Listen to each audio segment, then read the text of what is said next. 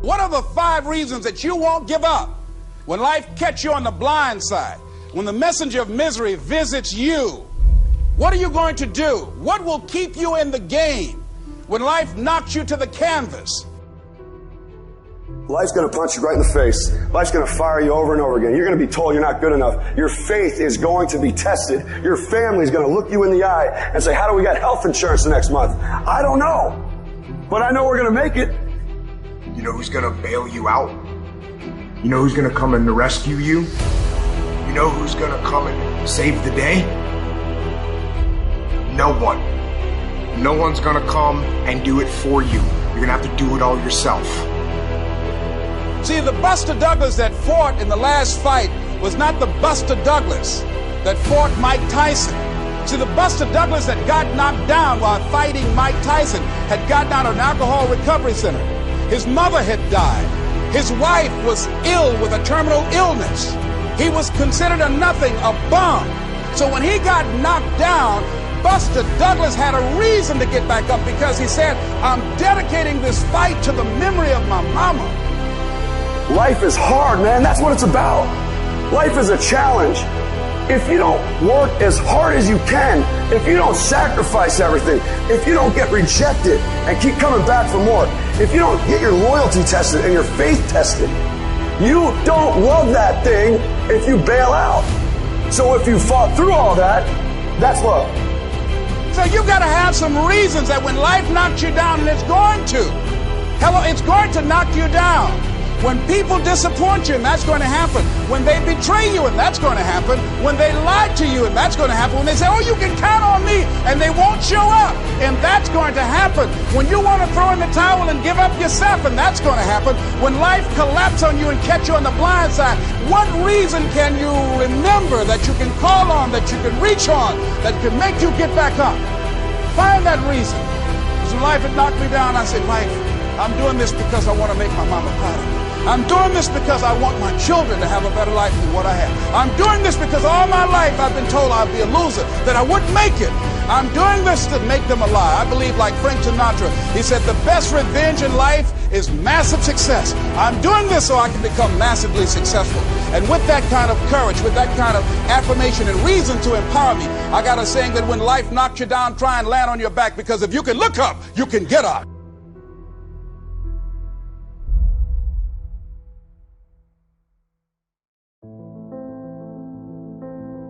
You don't have to be grim, but you do have to be serious.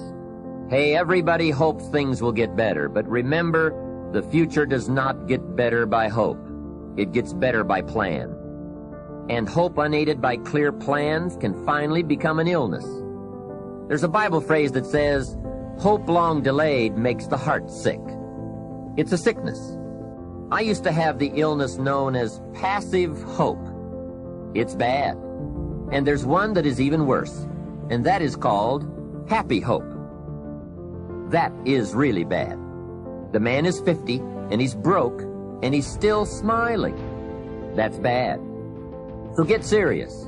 Make plans. Put them on paper.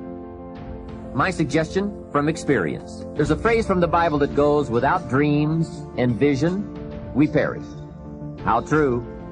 Humans have this unique ability to aspire, to dream, to go for something, to become something. Without that, life is not life. We must have dreams and never give up on our dreams.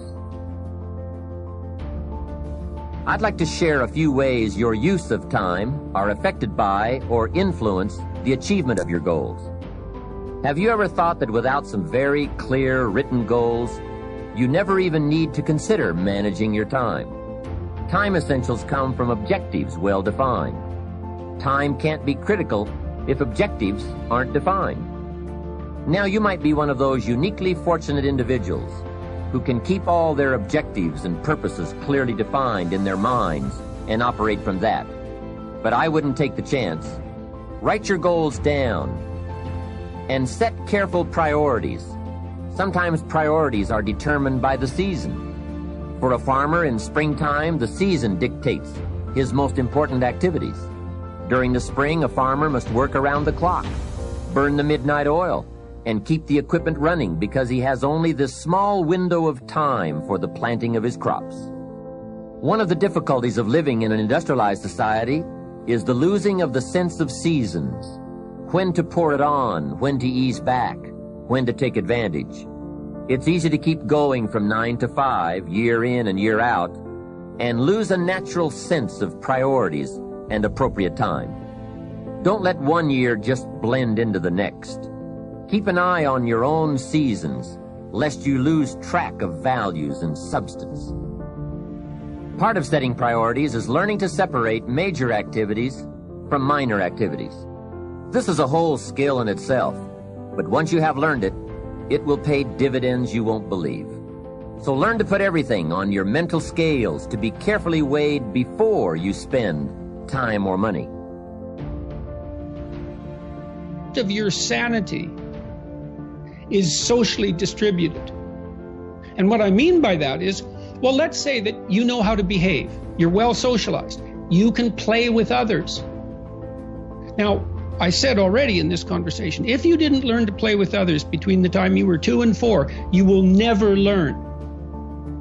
And psychologists have beat their heads against the wall trying to rehabilitate antisocial children. They can't do it after the age of 4.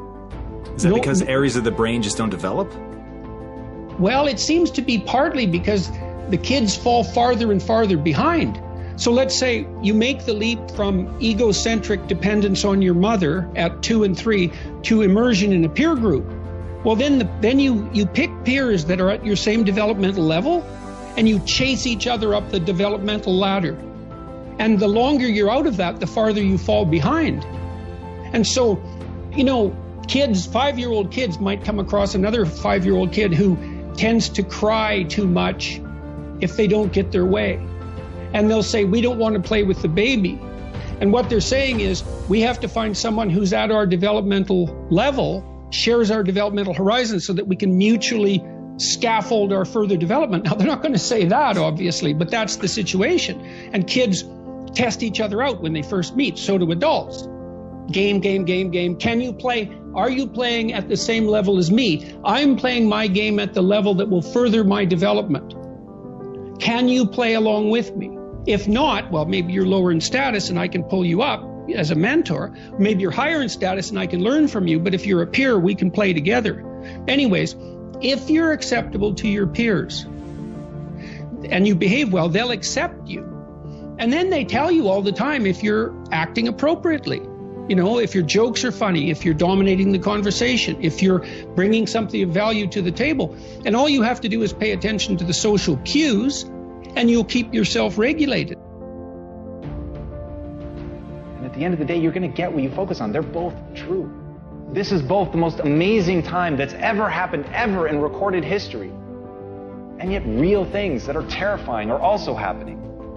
But where you put your energy, where you put your attention, where you put your focus, is going to determine what you see. And that is the most fascinating and the most important thing you have to understand about the way that your mind works. You get what you focus on. If you focus on the things that are bad, they will become real. They will become exaggerated. They will begin to monopolize your thoughts. You'll see them everywhere. It's called the reticular activating system. Your mind is literally designed to pay attention to the things that you notice. Once you notice a certain car, you see it everywhere. Once you notice a certain dog, you see it everywhere. Once you hear a certain name for the first time, suddenly you realize that that name has been all around you this entire time. But now that you're focusing on it, now that you're looking for it, it is everywhere. So whatever you look for, it's going to be everywhere. If you look for the negative, it'll be there. But if you look for the positive, it will overwhelm you. When you manage something, you do so to keep it going. Well, you don't need to keep time going. You don't even need to watch it. You can be completely unaware of it. You can go to sleep. Doesn't matter. Time just continually moves. Doesn't need you. It doesn't need me. It just keeps moving. We don't need to do time management because there's nothing to manage. It's automatic. It continually moves. What we need to do is priority management. With the time that is continually slipping away from us, we need to manage our priorities to maximize the time we have. So don't manage your time, maximize your time. How? By doing the things that are the most important to do at that moment. Make every day your masterpiece.